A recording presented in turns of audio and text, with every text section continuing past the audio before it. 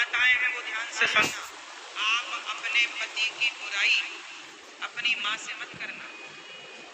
कल तो आप पति पत्नी एक हो जाओगे, पर कभी तुम्हारे पति को तुम्हारी माँ ने ताना दे दिया कि तुमने मेरी बेटी को खुश नहीं रखा, ये नहीं रखा, ये कहा वो कहा, आप तो कल एक हो जाओगी लड़ झगड़ के, पर माँ को याद रहेगा, पिता को याद रहेगा, वो कभी ताना मार देंगे। पति पत्नी के झगड़े को किसी से नहीं कहना चाहिए, आपका झगड़ा है, आप सलटाओ उससे, ठीक करो, अपनी बातें अपने पास रखो।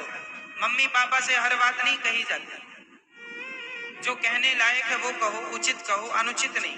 जरा जरा सी बातें ना कहो, जरा जरा सी बात का इशू ना बनाओ, राई का पहाड़ ना बनाया करो। आजकल झगड़े, आजकल रिश्ते इसलिए भी टूट जाते हैं क्योंकि लोग राई का पहाड़ बना लेते हैं। राई का पहाड़ जानते हो का मतलब?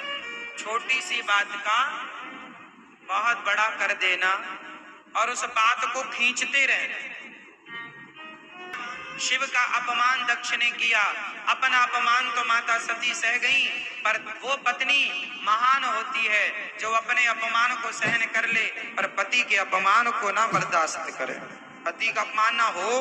अच्छा, आप अपनी माँ से कहोगी ना कुछ पति के बारे में, अपने भाई से कह दोगी तो आपका भाई आपके पति का अपमान कर देगा, ए जीजा जी मेरी बहन के साथ कुछ गलत ना होना चाहिए। कल तो आप एक हो जाओगी पर जीजा जी को मेरी याद रहेगा कि साले ने ऐसा कहा था। क्यों? बोली के घाव नहीं भरेंगे, इसलिए बोली बच के बोला करो, शब्द संभाल के बोलिए, शब्द के हाथ न पाओ, एक शब्द औषधि करे, एक शब्द करे घाव। बहुत संभल के बोलने की जरूरत है। लोग याद कर लेते कि आपने क्या कहा था। सास ने 10 साल पहले कौन सी गाली दी थी, बहुओं को पूरी याद। बोलो हाँ, कौन सा ताना मारा मैया आपको, आपकी सास के ताने कुछ याद होंगे अभी, हाँ हाँ या ना, है ना? देखो अभी तक याद है, जबकि इस बात को 20-25 साल हो गए, 50 साल हो गए, पर याद, सबको याद है, सबने सेव कर रखा, सारी चीजें डिलीट हो जाती हैं, ये डिलीट नहीं होता, ये डिलीट नहीं करता आदमी, संभाल के रखता, ऐसा कह दो मैं। इसलिए कुछ ना बोला करो।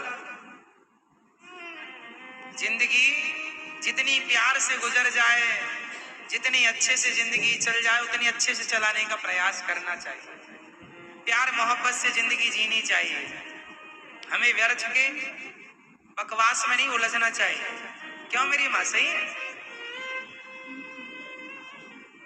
इसलिए कुछ नहीं, शब्द को बहुत संभाल कर बोलना चाहिए।